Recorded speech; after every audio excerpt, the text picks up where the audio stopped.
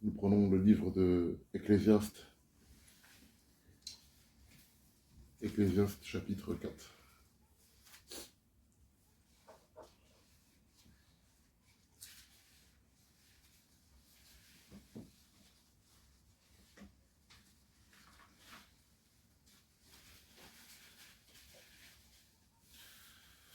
Ecclésiaste chapitre 4, versets 4 à 9.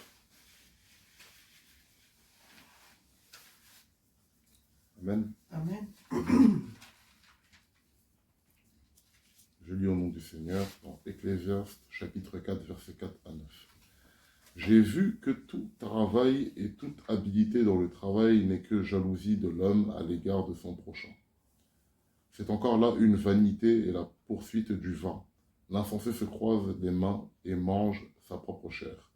Mieux vaut une main pleine avec repos que les deux mains pleines avec travail et poursuite du vin. J'ai considéré une autre vanité sous le soleil. Tel homme est seul et sans personne qui lui tienne de près. Il n'a ni fils ni frère, et pourtant son travail n'a point de fin, et ses yeux ne sont jamais rassasiés de richesse. Pour qui donc est-ce que tu travailles, et qui je prive mon âme de jouissance? C'est encore là une vanité et une chose mauvaise. Deux valent mieux qu'un parce qu'ils retirent un bon salaire de leur travail. Amen. Amen. Que le nom du Seigneur soit béni. Dans ce passage, nous savons que l'Ecclésiaste, c'est le roi Salomon qui, par le Saint-Esprit, nous ouvre pas mal de réflexions de la vie. Amen. Et il dit qu'il a vu que tout travail et toute habilité dans le travail n'est que jalousie, et surtout à l'égard de notre prochain. Et ça encore, c'est une vanité. En fait, Salomon est en train de tout simplement réaliser qu'il y a beaucoup de choses qui se font sous le soleil, en fait, qui sont en fait vains. Mais qu'est-ce qui n'est pas vain, en fait, devant Dieu? Amen. C'est là la question qui se pose. Qu'est-ce qui n'est pas vanité? Pourquoi l'homme court-il toujours après la richesse? Mais même quand il aura cette richesse-là, il ne sera toujours pas rassasié. En fait, c'est l'absence de Dieu dans la vie de l'homme, en fait. Amen. Amen. C'est l'absence de Dieu dans la vie de l'homme, et c'est surtout aussi le manque de reconnaissance envers nos prochains. Et quand tu reconnais que Dieu est ton seul sauveur, tu as peut-être la richesse ou tu as peut-être certaines choses, mais tu ne vas pas courir après ces choses. Tu vas tout simplement courir à ton intimité avec Dieu. C'est ça qui n'est pas vain. Amen. Amen. C'est ça qui n'est pas courir après les choses du vent. Beaucoup de gens courent après la richesse. Beaucoup de gens courent après des affaires, certaines choses, etc. Et Dieu leur donne. Parce que Dieu donne et récompense toujours les personnes qui travaillent effectivement, qui se sont donné cœur et joie à faire ce qui est juste. Mais se lever le matin pour aller travailler, est-ce que c'est ça qui va nous emmener au ciel? Amen. Chercher l'argent tous les jours, avoir des communications ici et là, faire beaucoup de choses, est-ce que ça va nous emmener au ciel? Non. Voilà pourquoi Jésus nous dira dans Matthieu chapitre 6, recherchez d'abord premièrement le royaume des cieux et tout vous sera donné en plus. Amen. Amen. C'est parce que le Seigneur sait que si nous le recherchons d'abord, toutes ces choses-là, comme le travail, tout ça ne sera plus vain en fait. Amen. Amen. Là, on est sous l'Ancien Testament, donc sous l'Ancienne Alliance. Amen. Jésus n'avait pas encore donné sa vie pour l'être humain. Donc, effectivement, le travail, chercher à faire des affaires et tout ça là, ça semblait être vain. Mais dans la réalité des faits, là, sous la nouvelle alliance, ce n'est pas vain. Amen. Amen. Parce que si tu as mis ta vie dans le Seigneur Jésus-Christ et que tu marches selon ses voies, c'est lui en fait qui te conduit en fait à offrir des affaires, à que tes affaires soient dans la plus grande jouissance. Amen. Dans de plus grandes, voilà, des plus hautes sphères. Aujourd'hui, c'est vrai, notre mère l'a écrit un livre, mais quand tu vois ça, tu te dis, ah, c'est vrai que c'est pas donné à tout le monde. est-ce que ce travail, il est vain? Non, parce que tu es en Jésus-Christ. Amen. Ce Amen. que nous devons comprendre, c'est quel est notre but réel dans notre vie, en fait. Quel est notre centre d'intérêt principal dans notre vie. Amen. Une fois que tu auras trouvé ton centre d'intérêt qui est principal, mais que nous connaissons tous, c'est tout simplement s'accrocher à l'éternel Dieu et de faire de Dieu notre premier intérêt. Toutes ces choses dont Salomon parle dit, c'est à la poursuite du vent qu'on court. Effectivement, c'est à la poursuite du vent que ces gens courent. Pourquoi? Parce que il n'y a pas de Dieu derrière. Amen. Amen. Malgré que l'homme sur cette terre puisse travailler, puisse être milliardaire, millionnaire, tout ce que vous voulez, lui, il court après le vent. Parce qu'après sa mort, il va aller là où il y aura les tourments ou les grincements dedans. Amen. Mais par contre, ceux qui auront trouvé leur réel centre d'intérêt, Dieu se glorifiera, Dieu fera prospérer ses affaires. Mais pour aller où au final? Amen. Amen. Pour aller dans la présence de Dieu, pour vivre au doublement. Voilà pourquoi dans Marc aussi, il est écrit là-bas que Pierre a demandé à Jésus, qu'est-ce que nous gagnons à te suivre, en fait? C'est vrai, tu nous parles, tu nous dis le royaume des cieux, tout ça, on a quitté femmes, enfants, on a quitté tout ce que le roi Salomon appelle vanité. Là. On a quitté ça, c'est bien. Mais qu'est-ce qu'on gagne? Et c'est ça que j'ai aimé chez Pierre, parce que Pierre, c'était quelqu'un qui avait un caractère vraiment, un tempérament vraiment fort. C'est pas pour rien que Jésus lui a remis entre ses mains la responsabilité de tous les apôtres. Amen. Pierre va demander ceci à Jésus. Qu'est-ce que Jésus va lui dire? Il n'y a personne qui ait quitté femme, enfant, boulot, travail, or, argent, grande société, tout ça qui ne ressort au centuple. Dans ce siècle-ci, c'est-à-dire dans ta vie là que tu vis là, aujourd'hui, et dans les siècles à venir. Amen. Amen. Amen. Ça veut dire qu'avec l'éternel, tu gagnes doublement. Amen. Tu ne gagnes pas une fois, non, tu gagnes doublement. Dans ce siècle-ci, c'est-à-dire que tu vas manger dans l'opulence aujourd'hui, et tu mangeras dans l'opulence aussi dans les jours à venir, avec lui, dans son royaume. Amen. Amen. Mais pour cela, il faut trouver ton centre d'intérêt. Et ton centre d'intérêt, c'est quoi? C'est de marcher réellement avec Dieu, c'est de donner réellement sa vie à Jésus-Christ. Et lui te donnera tout ce qui est en plus. Voilà pourquoi Jésus, même dans ce même Matthieu 6, il dit que les herbes des champs n'ont même pas été recouvertes mieux même que Salomon, qui était roi. Amen. Roi. Et dont la Bible dit qu'il n'y a point eu de roi avant lui, ni après, qui ont été riches comme Salomon. Les herbes des champs sont mieux recouverts que Salomon.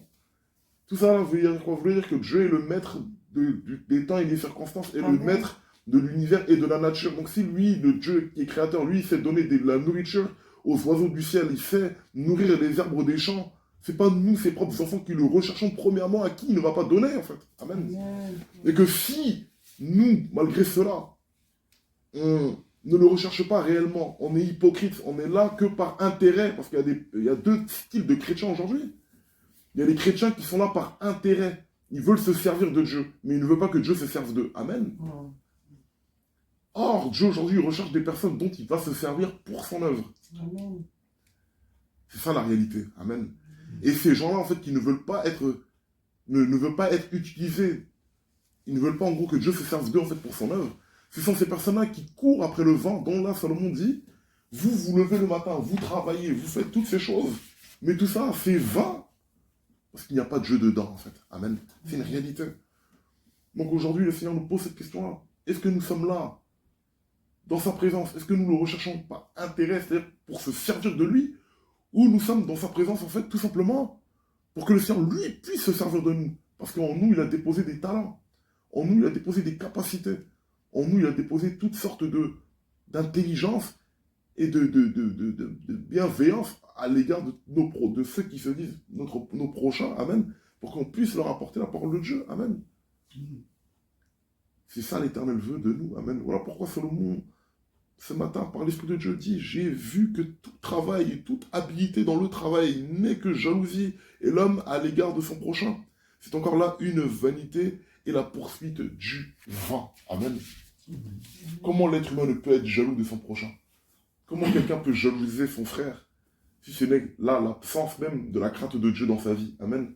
L'absence même de la confiance envers notre Dieu. Amen. Amen. Car Dieu a déposé en chacun d'entre nous des qualités qui sont bien propres à chacun d'entre nous. Et ces qualités-là, ce ne sont que des pierres qu'on ajoute à un édifice et à une vision commune d'une famille et d'une direction, amen, que nous devons suivre. Voilà pourquoi dans une famille, Dieu n'a pas créé l'homme et la femme pour que la femme vive seule ou que l'homme vive seul. Non, il a créé la femme, l'homme et la femme pour que toute la famille soit dans une seule et même vision. Amen. Et c'est une réalité. Voilà pourquoi travail, loisir, jouissance ne sont que le vent sans Dieu. Amen. Alors le Seigneur, lui, tout ce qu'il veut, il veut que nous le craignons réellement et que nous le suivons. Et aussi qu'il puisse nous utiliser à 100%. Amen. Pas à 50%, ni à 20%, à 100%.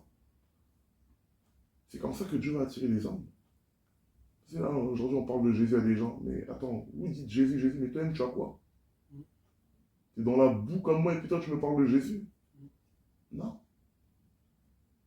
C'est ça la réalité. Amen. La Bible dit que le roi Salomon, jusqu'à les pharaons, l'humanité, tous les rois de la terre venaient apporter des présents à Salomon. Pourquoi? Parce que Salomon était non seulement riche spirituellement, c'est-à-dire en parole et en acte, et de cela, Dieu lui avait accordé une grande richesse. Dieu, quand il bénit, la bénédiction de Dieu est accompagnée par la richesse, la pauvreté et l'image même de la malédiction. La pauvreté, les endettements, toutes ces choses-là, c'est des images de la malédiction. Dieu n'a nullement dit dans sa Bible que tu dois être pauvre pour être riche, pour aller au ciel. C'est faux. Et quand vous lisez la Bible de la Genèse à l'Apocalypse, il n'y a aucun homme de Dieu qui a été pauvre. Ils étaient pauvres, ils étaient riches spirituellement, c'est-à-dire ils avaient cette crainte de Dieu et en même temps, leurs affaires fleurissaient. Dont l'apôtre Paul, son père, était un vendeur de tentes pour l'armée romaine. Et Paul lui-même était dans ce business-là. Pierre, c'était la pêche. Il n'était pas pauvre. Et comment ils auraient pu faire pour se déplacer, pour aller apporter l'évangile s'ils n'avaient pas un dans leur poche? Amen. Pour monter dans les bateaux, là, il faut payer l'abordage. Amen, tout ça. Bref, tout ça pour dire que il faut rechercher d'abord Dieu, premièrement, pour que ces paroles-là ne s'accomplissent pas dans nos vies. Amen. Pour que nous ne soyons pas, en fait, tout simplement des personnes qui courent après le vent. Il faut que d'abord, nous soyons sincères avec notre Dieu. Lorsque Dieu verra la sincérité de ton cœur, Dieu va t'ouvrir toutes les portes que tu n'imagines même pas. Amen. Quand Dieu va voir ta sincérité dans ton cœur, il va t'ouvrir des portes que même tu n'imagines même pas que toi-même, un jour, tu siégerais là-bas. C'est ce que Dieu fait. Amen. Amen. Et c'est ça que Dieu aime. Parce que quand les gens ont tellement critiqué une maison, ah, ils sont à terre, ah, ils ne réussiront pas, ah, ci, ah, cela, Dieu confond les faibles. Non, Dieu confond les forts avec les faibles. Il rend le faible fort et il rend le fort faible. C'est ce que Dieu fait. Donc, craignons notre Dieu. Marchons selon ses voies. Et vous allez voir que tout ce que nous ferons à l'avenir ne sera plus la poursuite du vent, non. Ce sera la poursuite tout simplement de notre Dieu, premièrement. Et quand nous sommes à la poursuite de notre Dieu, qu'est-ce qui nous suit? C'est la gloire qui nous court après. C'est l'argent qui nous court après. Ce n'est pas à nous de courir après l'argent. C'est l'argent qui nous court après. Un exemple pour terminer.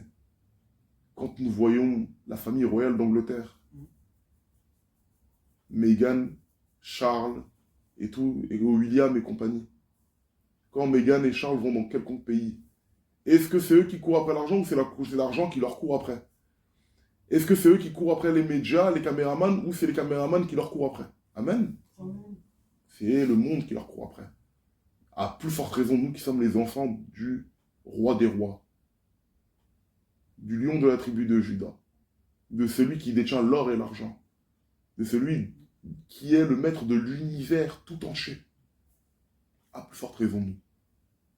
Mais c'est parce que nous ne nous connaissons pas, en fait. Et que des fois, nous pensons que nous avons plus besoin de certaines personnes que... Non, c'est eux qui ont besoin de nous. Amen. C'est eux qui ont besoin de nous. Et tant qu'on n'aura pas compris ça, on tournera encore en rond. Mais ce matin, Dieu nous dit de placer premièrement nos espérances en lui, de marcher selon lui. Et tu verras si il ne va pas ouvrir beaucoup de choses pour toi. Et tu verras. Parce que il n'y a aucune personne qui vient dans la maison de Dieu, il n'y a aucune personne qui fait la volonté de Dieu, Il n'y a aucune personne qui marche selon les voies de Dieu complètement et qui est dans la pauvreté. Ça n'existe pas. Ça n'existe pas.